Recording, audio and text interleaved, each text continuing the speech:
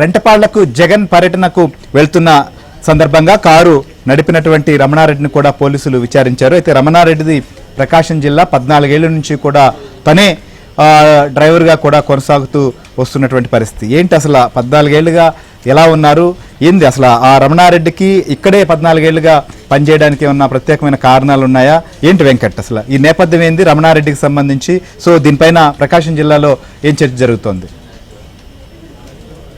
రెంటపాలలో జగన్ పర్యటనలో ఏదైతే car driver గా పనిచేసిన వెంకట రమణారెడ్డి ఏఆర్ కానిస్టేబుల్, ఈయన 1994 కర్నూలు ఏపీఎస్పీ బెటాలియన్ కి చెందిన కానిస్టేబుల్. అప్పట్లో ఏపీఎస్పీ బెటాలియన్ కర్నూలులో పనిచేస్తారు. ఆ తర్వాత ఆయన 10 ఏళ్ల తర్వాత కన్వర్షన్ లో ఒంగోలు ఏఆర్ కి అయితే ఆయన వచ్చాడు. ఏఆర్ కి వచ్చిన తర్వాత ఏదైతే 2011లో జగన్ కడప ఎంపీగా ఉన్నప్పటి నుంచి కూడా జగన్ దగ్గరికి ఆయన చేరువయ్యాడు. ప్రకాశం జిల్లా కొమరోలు మండలం బ్రాహ్మణపల్లి ఏదైతే ఈ వెంకట రమణారెడ్డి ఏఆర్ కానిస్టేబుల్ అయితే ఆయన అక్కడి నుంచి కూడా జగన్ కి దగ్గరయ్యారు. జగన్ కి దగ్గరైన కాడి నుంచి కూడా ఆయనతోటే కొనసాగుతూ వచ్చాడు. ఈయన ఏఆర్ కానిస్టేబుల్ అయినప్పటికీ కూడా ఏఎస్డబ్ల్యూ కి డిప్యుటేషన్ కూడా వెళ్ళారు. అయితే డిప్యుటేషన్ అంటే ఒక 2 సంవత్సరాలు 3 సంవత్సరాలు ఇస్తారు. కానీ వెంకట రమణారెడ్డికి దాదాపు 14 ఏళ్లుగా జగన్ దగ్గరే డిప్యుటేషన్ మీద పనిచేస్తా ఉన్నాడు. అయినా ఏఆర్ కానిస్టేబుల్ అయినప్పటికీ కూడా అసలు అంతకాలం ఆ జగన్ దగ్గరే కంటిన్యూషన్ గా ఎలా పనిచేస్తున్నారు అన్నది కూడా కొత్తగా వెలుగులోకి వచ్చిన విషయం. ఈ నేపథ్యంలో ఇప్పుడు ప్రకాశం జిల్లాలో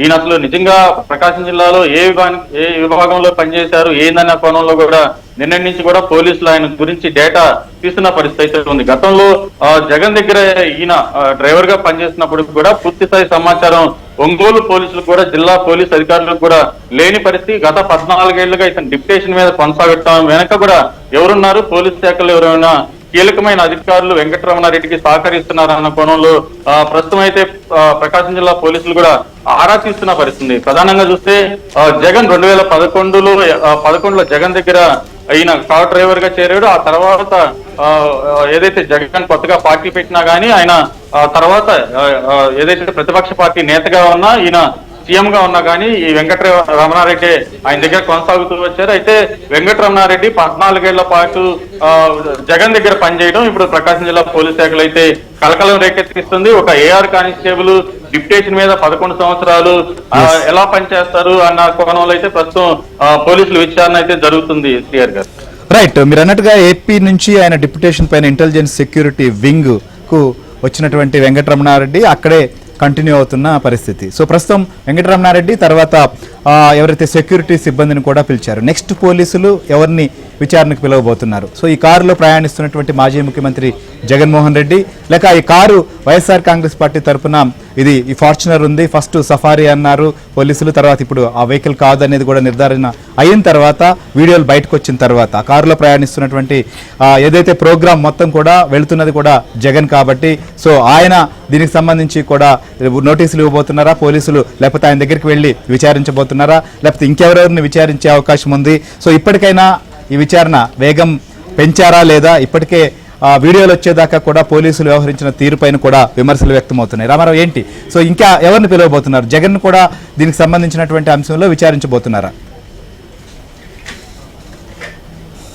శ్రీహరి, పోలీసులు మొత్తం ఇప్పుడు 3 కోణాల్లో విచారణ జరుపుతున్నారు. ప్రధానంగా ఆ రోజు జరిగిన సంఘటనకు సంబంధించి, అంటే గత గురువారం జరిగిన సంఘటనకు సంబంధించి ఆ సమయంలో భద్రతలో ఉండే మొత్తం జగన్ Z+ కేటగిరీలో ఉన్నారు కాబట్టి ఆయనకి 58 మంది భద్రతా సిబ్బంది ఉంటారు.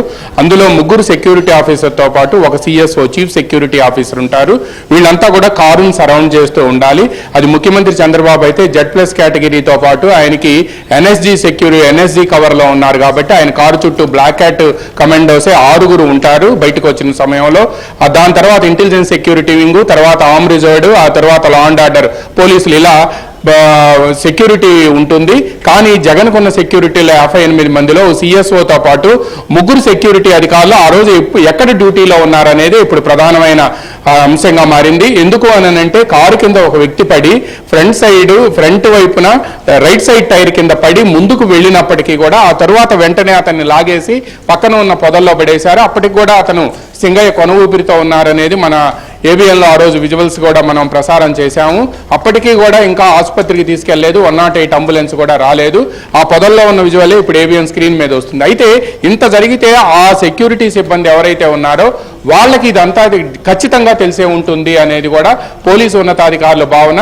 సహజంగా ఒక పబ్లిక్ సర్వెంట్, పైగా గవర్నమెంట్ సర్వెంట్ అయి ఉన్నప్పుడు, పైగా ఫోర్స్ సెక్యూరిటీ ఫోర్స్లో ఉన్నప్పుడు, ఏదైనా ఒక వివిఐపి దగ్గర రక్షణగా ఉన్నప్పుడు అక్కడ ఏదైనా సంఘటన జరిగితే first their primary duty is they have to inform to their higher bosses. వాళ్ళకి చెప్పి తీరాల్సిందే, ఇన్ఫార్మ్ చేసి తీరాల్సిందే. పైగా అది ఇంటెలిజెన్స్ సెక్యూరిటీ వింగ్ కాబట్టి ఎందుకు చేయలేదు? ఒకవేళ ఇప్పుడు వాళ్ళు ఏం చెప్తున్నారు, ముగ్గురు సెక్యూరిటీ అధికారులు మేము జగన్ బయటకు వచ్చి చెయ్యి ఊపుతున్నప్పుడు కారుకి లెఫ్ట్ సైడ్లో ఉన్నాం, ఆయన వైపుకి జనం వస్తుంటే మేము వాళ్ళని ప్రివెంట్ చేయడానికి అక్కడ ఉన్నాం అని చెప్తున్నారు. కానీ అది నిజం కాదు అని చెప్తున్నారు. ఎందుకంటే జగన్ చెయ్యి ఊపుతుంటే, అభివాదం చేస్తుంటే కారు బ్యానెట్ పైకి ఒక అతను ఎక్కి అతను ప్లకార్డు చూపించారు. అయితే మరి కారు కుడివైపు నుంచి ఎవరైనా అటాక్ చేస్తే ఏమవుతుంది అంటే, కుడివైపు ఎవరున్నారు ఆ ప్లేస్లో, సెక్యూరిటీ సిబ్బంది ఎవరున్నారు, ఆ పడినప్పుడు ఎందుకు చూసుకోలేదు, ఆ విషయాన్ని ఎందుకు ఇన్ఫార్మ్ చేయలేదు? 18వ తేదీన జరిగితే 22వ తేదీ నిన్న ఉదయం ఏబిఎన్లో విజువల్స్ వచ్చే వరకు కూడా ఎందుకు ఎవరికి ఇన్ఫార్మ్ చేయలేదు అనేది ఇప్పుడు ప్రధానమైన విచారణ సాగుతుంది. అందువల్లనే జగన్ 58 మంది సెక్యూరిటీ ఉంది. సో ఆయన ఖచ్చితంగా 4 లేదా 6 మంది కారు చుట్టూ కూడా ఉండాల్సిన పరిస్థితి ఆపినప్పుడు. సో ఆ సిబ్బంది అట్లనే లోకల్ పోలీస్ కూడా ఉన్నారు. ఎవరో ఒకరు ఇన్ఫర్మేషన్ ఇచ్చారు, ఆ రోజు ఉన్నటువంటి సమాచారం మేరకు నేను ప్రకటించానని గుంటూరు ఎస్పీ చెప్పారు. సో ముందు వెళ్తున్నటువంటి కారును మరో కారును ఏదో చెప్పారు ఆయన. అయితే ఇప్పుడు వీడియో వచ్చిన తర్వాత మరి ఆ రోజు ఎవరు ఇన్ఫార్మ్ చేసినట్టు, లేదా అది కావాలని ఉద్దేశపూర్వకంగా తప్పుడు సమాచారం ఇచ్చారా, లేకపోతే ఇక్కడ ఉన్నటువంటి సిబ్బంది పక్కదారికి పట్టించే దానికోసంగా, లేకపోతే విషయాన్ని డైవర్ట్ చేసేదానికే ఈ రకంగా చెప్పాల్సినటువంటి పరిస్థితి ఉందా? ఏంటి అసలుకి? ఇంతకుముందు మన కొలీగ్ సాంబశివరావు చెప్పినట్టు గుంటూరు పోలీసులే, స్పెషల్ బ్రాంచ్కి సంబంధించిన పోలీసులే ఇన్ఫర్మేషన్ ఇచ్చారు అని అనేది అక్కడ ఉన్న మన కొలీగ్ సాంబశివరావు చెప్తున్నారు. అయితే ఎవరిచ్చినప్పటికీ కూడా పోలీసులు ఇప్పుడు ఏం చెప్తున్నారు, ఇన్వెస్టిగేషన్ జరిగేటప్పుడు, దర్యాప్తు జరిగేటప్పుడు కొత్త విషయాలు ఏమైనా వస్తే కొత్తగా నిందితులను చేర్చడం, సెక్షన్లో ఆల్టర్ చేయటం అనేది తమ ఇన్వెస్టిగేషన్లో ఎఫ్ఐఆర్ నమోదు చేసిన తర్వాత between charge sheet and FIR registration, charge sheet file చేసే వరకు కూడా ఎఫ్ఐఆర్ రిజిస్ట్రేషన్ నుంచి ఎటువంటి ఆల్టరేషన్ ఉన్నా కూడా కోర్టుకు ఇన్ఫార్మ్ చేసి ఎఫ్ఐఆర్లో ఆల్టర్ చేయొచ్చు, కొత్తగా నిందితులను చేర్చవచ్చు. అదేవిధంగా ఒకవేళ నేరం రుజువు కాదని తేలితే ప్రాథమిక విచారణలో వాళ్ళని తొలగించవచ్చు. ఆ అధికారం ఇన్వెస్టిగేషన్ ఆఫీసర్కి ఎప్పుడు ఉంటుంది అకార్డింగ్ టు లా. అయితే ఇప్పుడున్న విషయం ఏంటంటే, ఇంత ఇన్సిడెంట్ జరిగి సింగయ్య చనిపోయిన తర్వాత వాళ్ళు ఒకవేళ దీన్ని హిట్ అండ్ రన్ కేసుగా ట్రీట్ చేసినా కూడా తెలిసి ఇన్ఫార్మ్ చేయకపోవటం, కనీసం పట్టించుకోకపోవటం అనేది నెగ్లిజెన్స్ ఆఫ్ ద డ్యూటీ అనేది కూడా క్లియర్ కట్గా తెలుస్తుంది. అందువల్ల ఈ కోణంలో కూడా దర్యాప్తు చేస్తున్నారు. ఎందుకంటే కారులో ఫ్రంట్ వైపున రైట్ సైడ్ టైర్ కింద పడిన తర్వాత అతను విలవెల్లాడుతూ ఉంటే, కొనప్రాణంతో ఉంటే, మనం స్లో మోషన్లో ఆ పిక్చర్ చూస్తే అర్థమవుతుంది, ఆ విజువల్ చూస్తే ఆయన్ని అక్కడి నుంచి తీసి పక్కన పొదల్లో పడేశారు. అంటే డెఫినెట్గా కాన్షియస్లో ఉంది, వీళ్ళకి తెలిసే జరిగింది, వీళ్ళ నాలెడ్జ్లో ఉంది అని అనేది పోలీసులు ప్రధానంగా నమ్ముతున్నారు. అందువల్లనే సెక్షన్ 105 పెట్టారు. సెక్షన్ 105 బిఎన్ఎస్లో ఏం చెప్తుందంటే, అవగాహన ఉంటుంది, నేరం జరుగుతాం పట్ల అవగాహన ఉంటుంది, కానీ చంపాలనే ఇంటెన్షన్ ఉండదు. ఇంటెన్షన్స్ చంపితే అది ఐపీసీలో 302 మర్డర్ అవుతుంది. కానీ 105 ఏంటంటే 304 పార్ట్ 1 ఏం చెప్తుంది, పార్ట్ 2 ఏం చెప్తుందంటే, మీకు అవగాహన ఉంటుంది జరుగుతుంది అని చెప్పి, కానీ అతను చనిపోయాడు కాబట్టి ఇది కల్పబుల్ హోమ్సైడ్ అమౌంట్ టు మర్డర్ అని, నాట్ అమౌంట్ టు మర్డర్ అని అనేది సెక్షన్లు చెబుతున్నాయి. డెఫినెట్ గా ఇందులో జగన్ కానీ, లేకపోతే ఆ కారులో ప్రయాణిస్తున్న వారిని కానీ, భద్రతా సిబ్బందిని కానీ డెఫినెట్ గా పిలిపించి విచారించే అధికారం ఇన్వెస్టిగేషన్ ఆఫీసర్ కు ఉంటుంది. ఫైనల్ గా ఒక విషయం చెప్పండి, అక్కడ కారులో ప్రయాణిస్తున్నటువంటి వారు జగన్ తో పాటు మిగిలినటువంటి వారి స్టేట్మెంట్ కూడా రికార్డ్ చేయబోతున్నారా? ఇవాళ దీనికి ఒక కంక్లూజన్ రాబోతోందా? ఈ రోజు అయితే మాత్రం ఈ కేసులో కంక్లూజన్ వచ్చే అవకాశం ఎట్టి పరిస్థితుల్లోనూ లేదు శ్రీహరి. ఎందుకు అంటే, మన బిఎన్ఎస్లోని 105 సెక్షన్ కింద కేసు నమోదు అయింది అని అంటే దానికి స్ట్రాంగ్ ఎవిడెన్స్ కావాలి.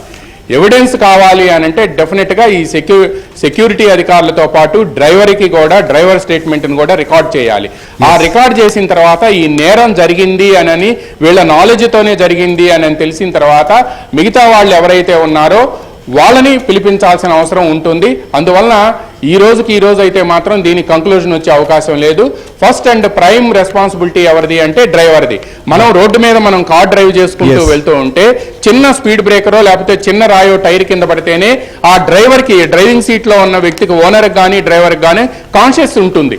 కానీ ఇతనికి ఒక వ్యక్తి పడి అతని తలకాయ మీద, మెడ మీదగా car front right side tyre వెళ్ళింది అన్నా కూడా తనకి డ్రైవర్ రమణారెడ్డి తనకు తెలియదు అని అంటే మాత్రం పోలీసులు నమ్మడం లేదు. అందువల్ల అతని నాలెడ్జ్లోనే జరిగింది అనేది కూడా గట్టిగా నమ్ముతున్నారు. పైగా ఎవరి కోసం పర్పస్ ఆఫ్ విజిట్ ఏంటి, జగన్మోహన్ రెడ్డిని రెంటపాల తీసుకెళ్ళటం పర్పస్ ఆఫ్ విజిట్. అందువల్ల ఆయనకి కూడా తెలిసే ఉంటుంది, తెలిసి కూడా పట్టించుకోలేదు అనేది కూడా, ఇది కూడా హిట్ అండ్ రన్ కిందకు వస్తుంది. అదనంగా సెక్షన్లు చేర్చే అవకాశం ఉంది అని కూడా న్యాయ నిపుణులు చెప్తున్నారు. ఈ మొత్తం వ్యవహారాన్ని కూడా సీఎం దృష్టికి తీసుకువెళ్లేందుకు కొంతమంది న్యాయవాదులు ప్రయత్నం చేస్తున్నారు. Srihari. Right, thank you Ramarao, thank you Venkatrao. అలానే సాంబశివరావు, సెక్యూరిటీ సిబ్బందితో పాటు ఇంకెవరెవరు స్టేట్మెంట్ కూడా రికార్డ్ చేయబోతున్నారు అనేది కూడా చాలా కీలకం. సో పోలీసులు అయితే మాత్రం పూర్తి స్థాయిలో దీన్ని ఇప్పుడు లోతుగా విచారించాలనేటువంటి కోణంలోనే ముందుకు సాగుతున్నారు. మొత్తానికి రోజుకొక దీనికి సంబంధించినటువంటి డెవలప్మెంట్ అయితే మాత్రం వస్తుంది. మరికొన్ని వీడియోలను కూడా సేకరించేటువంటి పనిలో పోలీసులు ఉన్నారు. సో ఈ నేపథ్యంలోనే మానవత్వం కూడా లేకుండా వ్యవహరించినటువంటి వ్యక్తులపైన, ఆ రోజు ఈ చర్యకు పాల్పడినటువంటి వారందరిపైన కూడా చర్యలు తీసుకునేటువంటి అవకాశాలు మాత్రం